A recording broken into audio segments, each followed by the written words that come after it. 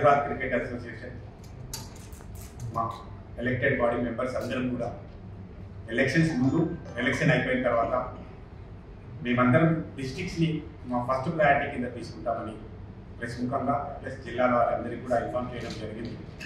దాంట్లో భాగంగా first step కింద సమ్మర్ క్యాంప్ని ఈ నెల ఏప్రిల్ 20 తారీఖు నుంచి స్టార్ట్ చేయబోతున్నాం. దీంట్లో భాగంగా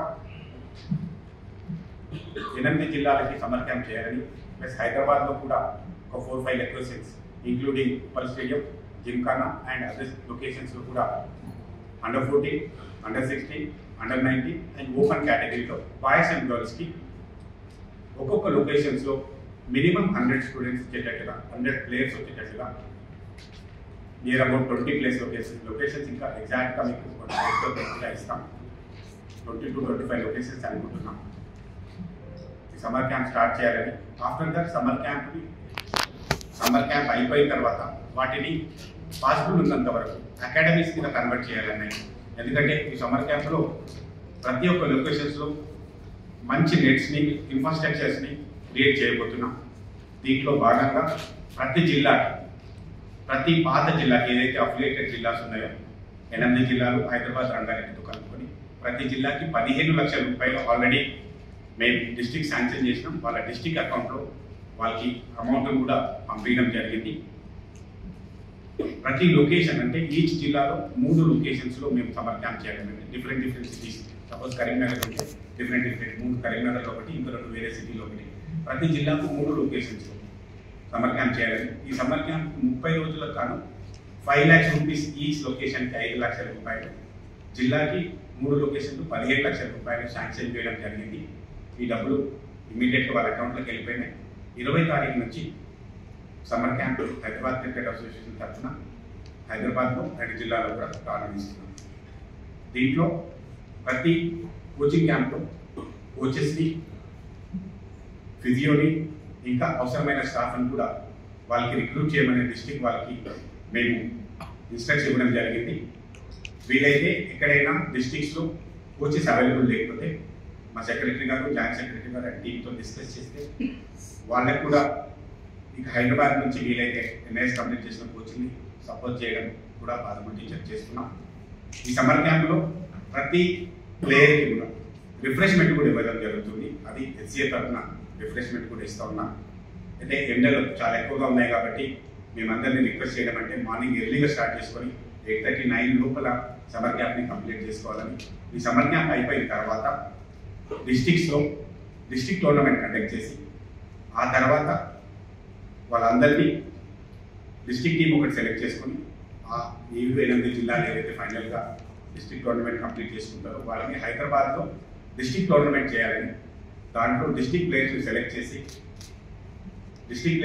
చేసిన తర్వాత అవసరమైతే హైదరాబాద్లో వారికి ట్రైనింగ్ ఇవ్వాలని మా అకాడమీస్లో, హైదరాబాద్లో ఉన్న 2 అకాడమీస్లో. అంతేకాకుండా ముఖ్యంగా మా అపెక్స్లో, మా ఎలక్టెడ్ బాడీలో ఆఫీస్ బేరర్స్ని డిస్కస్ చేసిన తర్వాత మేము హైదరాబాద్లో ఇంకొక 4 లొకేషన్స్లో కూడా జిమ్ఖానా లాంటి ఫెసిలిటీస్ క్రియేట్ చేయాలని ప్రయత్నం చేస్తున్నాం. ఇది కూడా ఈ సమ్మర్ క్యాంప్తో మొదలు పెట్టుకొని ఆ తర్వాత ఒక 4 శాటిలైట్, ఇంతకుముందు కూడా నేను చాలాసార్లు మీకు చెప్పుకున్నా, 4 శాటిలైట్ లొకేషన్స్లో ఇప్పుడు ఇమీడియట్గా ప్రోగ్రామ్ స్టార్ట్ అవుతుంది. అవసరమైతే అదే ఇప్పుడు సమ్మర్ క్యాంప్ చేసిన లొకేషన్లో కానీ లేదంటే ఇంకా బెటర్ ఫెసిలిటీ ఎక్కడైనా దొరికితే ఆ లొకేషన్స్లో ఇప్పుడు జిమ్ఖానాలో ఏదైతే ఇంచుమించి మన ప్రాక్టీస్ జరుగుతుందో అట్లా అకాడమీ చేయాలనేది మా టీం ముఖ్య ఉద్దేశం. హైదరాబాద్లో క్రికెట్ అసోసియేషన్లో ఇంతకుముందు ఎప్పుడు గత 10-15 సంవత్సరాల్లో ఎప్పుడు జరిగిన విధంగా 15 లక్షలు శాంక్షన్ చేసుకుంటూ సమ్మర్ క్యాంప్ ఇది మొదలు పెడతా ఉన్నాం. ఇది మేము ఏదైతే ఎలక్షన్ తర్వాత డిస్ట్రిక్ట్లో డెవలప్ చేయాలనుకున్న భాగంగా చేస్తూ ఉన్నాం. అంతేకాకుండా ఈ సమ్మర్ క్యాంప్లో కంప్లీట్ అయిన నెట్స్ని వీటన్నిటిని కూడా అక్కడ పర్మనెంట్ కోచెస్ని ఇచ్చుకుంటూ డిస్ట్రిక్ట్లో 3 లొకేషన్లో పర్మనెంట్ కోచ్ని ఇచ్చుకుంటూ వాటిని పర్మనెంట్ అకాడమీ పెట్టాలనే ముఖ్య ఉద్దేశం. ఎందుకంటే హైదరాబాద్లో సమ్మర్ క్యాంప్ ఎందుకని 2-3 మిత్రులు అడిగినప్పుడు చాలామంది మీకు తెలుసు ప్రైవేట్ అకాడమీస్లో హైదరాబాద్లో 200-300 పైన ఉన్నాయి. కాకపోతే అక్కడ ప్రతి అకాడమీలో 5,000 మినిమం రూపీస్ నుంచి 50,000 మినిమం మంత్లీ కలెక్ట్ చేస్తున్న మనం చూస్తున్నాం. అయితే చాలామంది పేద విద్యార్థులు, పేద ప్లేయర్స్ అందరినీ కూడా ఆదుకోవాలనే హెచ్సిఏ ముఖ్య ఉద్దేశంతో హైదరాబాద్లోని డిఫరెంట్ లొకేషన్స్లో కూడా మన ఫ్రీ క్యాంపస్ని సమ్మర్ క్యాంప్తో పాటుగా ఫ్రీ అకాడమీస్ కూడా రన్ చేయాలనే ప్రయత్నం జరుగుతూ ఉంది. తప్పకుండా ఈ ప్రయత్నంలో మీ అందరి సహకారంతో విజయవంతమని అవుతామని అనుకుంటున్నాం. పబ్లిక్ని మనం వ్యూవర్స్ని చూసాము హైదరాబాద్లో. మీ అందరికీ కూడా తెలుసు 5,000 స్టూడెంట్స్ని ఎవ్రీడే 5,000 to 6,000 స్టూడెంట్స్ని ఫ్రీగా ఇచ్చి పంపించాం. Stadium full. నాకు తెలిసి 1,08,000 మెంబర్స్ పూర్తిగా 4 రోజుల్లో స్టేడియంలో విజిట్ చేసి ఇది ఇండియా రికార్డ్. ఇది అంతేకాకుండా ఫస్ట్ IPL మ్యాచ్లో వరల్డ్ రికార్డ్ కూడా మనం చేసుకున్నాం 500+ రన్స్ తీసుకోవడంలో. ఇదందరూ మేమంతా కూడా చెప్పొచ్చు మా అపెక్స్ బాడీ అదృష్టం అనుకోవాలా, మేము లక్కీ అపెక్స్ అనుకోవచ్చు. ఇక్కడ వచ్చిన తర్వాత అన్ని కూడా మంచి శుభ పరిణామాలు జరుగుతున్నాయి. మీ అందరికీ కూడా తెలుసు టెస్ట్ మ్యాచ్లో కొన్ని ఇబ్బందులు పడినాం మేము, వాష్రూమ్స్ కానీ అవన్నీ కానీ. ఇప్పుడు ఎక్కడ కూడా వాష్రూమ్స్ కానీ ఎట్లాంటి ఇబ్బందులు మీరు ఎక్కడ కూడా సోషల్ మీడియాలో చూడట్లేదు. చిన్న చిన్న ఇష్యూస్. ఎస్, ఒక 2 సార్లు మాకు ఏసీ లేదు, పని చేయలేదు, ఇమీడియట్గా దాన్ని రిపేర్ చేయించాం. ఇంకా చిన్న చిన్న ఇష్యూస్ కూడా ఓవర్కమ్ అవుతున్నాం. దయచేసి ప్రెస్ మిత్రులకు కూడా ఏవైనా మీ దృష్టికి వస్తే మా అపెక్స్ టీంలో ఎవరికైనా, మా CEO గారికైనా ఎవరికైనా ఇన్ఫార్మ్ చేస్తే ఇమీడియట్గా వాటిని రెక్టిఫై చేయడానికి ప్రయత్నం చేస్తాం. నాకు తెలిసి IPL మ్యాచెస్ని చాలా బాగా కండక్ట్ చేస్తున్నాం. మాకు BCCI నుంచి కానీ, బయట పబ్లిక్ నుంచి కానీ, ఈవెన్ సోషల్ మీడియాలో ఉండే అందరి క్రిటిసర్స్ నుంచి కూడా మంచి మైలేజ్ వస్తుంది. మంచి IPL మ్యాచెస్ కండక్ట్ చేస్తున్నామనే ఒక మంచి ఒపీనియన్ వస్తుంది.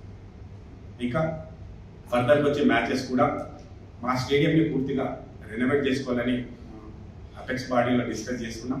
అతి తొందరలో ఒక ఏజెన్సీకి స్టేడియంని రిపేర్ చేసే అంటే రెనోవేట్ చేసుకునే బాధ్యత కూడా తీసుకుంటాం.